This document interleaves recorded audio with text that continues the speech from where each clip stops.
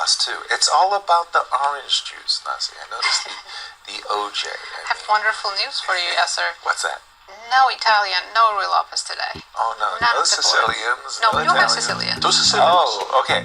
Good. And C2, C4.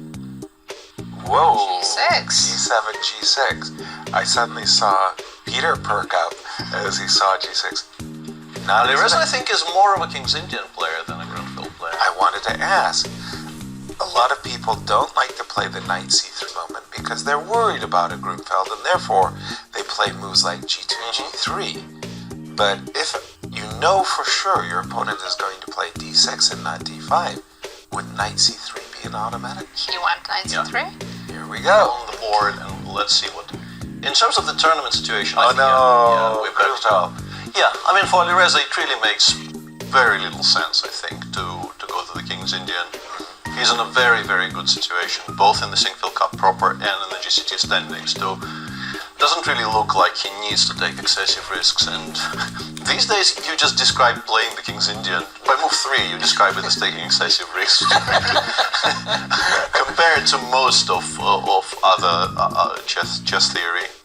Frank Camerata would take exception to your suggesting that the King's Indian was taking excessive risk, because that was the opening that he learned as a 16-year-old, and he remained loyal to it the whole of his life. Frank made his medals in correspondence chess, and he played in all of these U.S. correspondence chess championships, and he started his correspondence chess career 85-0. 87 yesterday. 87. It's being downgraded. No, it was 87. I misspoke.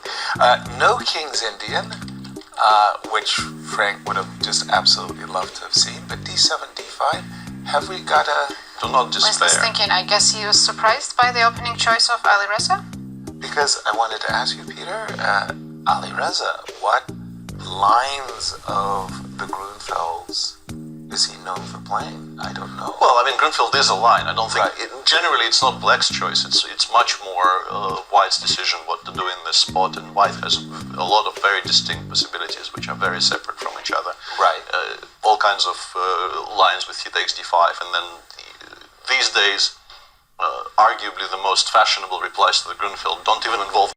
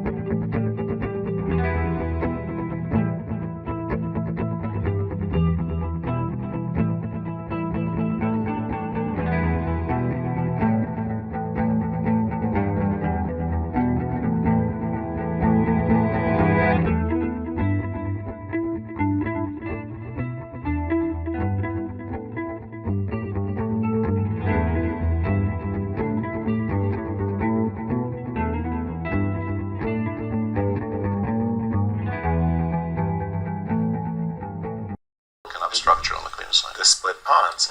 That was why we we saw a6, bishop back to c4, knight to c5. Yeah, and here Wesley, I think, thought for quite a bit and played the move b3, b4, which I think allows more or less immediate draw here in black.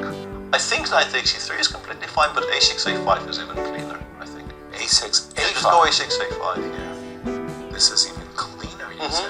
Because you just break everything up and then you collect it over the next, I don't know, 3 to 5 moves. And I don't see why there's any way of preserving the structure. How would you like to proceed?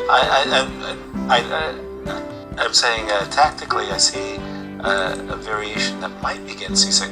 If you did this, more or less, you might be playing in the No, I'm pretty sure we don't want that. I'm pretty sure the idea is to play a b. Right. Let's try to calculate it together. Yeah, rook a8. Right. cb. Right. You know what? Maybe rook b8. I wanted to go rook a1, knight c3 and try to calculate that to a draw. Exactly. I think it is. Maybe it is, but also, am I forced after rook b8?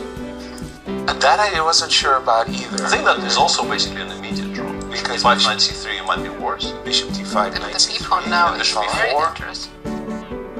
Bishop e4. No, I mean, if I want to be really boring, I can Yeah. play bishop c6, bishop e4 and collect the pawn on b7, right? And this is boring. Is And c before rook b7, you lose it in 2 moves. darn it! It just disappears off the board. Yeah. b5 rook c7, you might actually lose. Be by force. worse. So, I mean, darn it.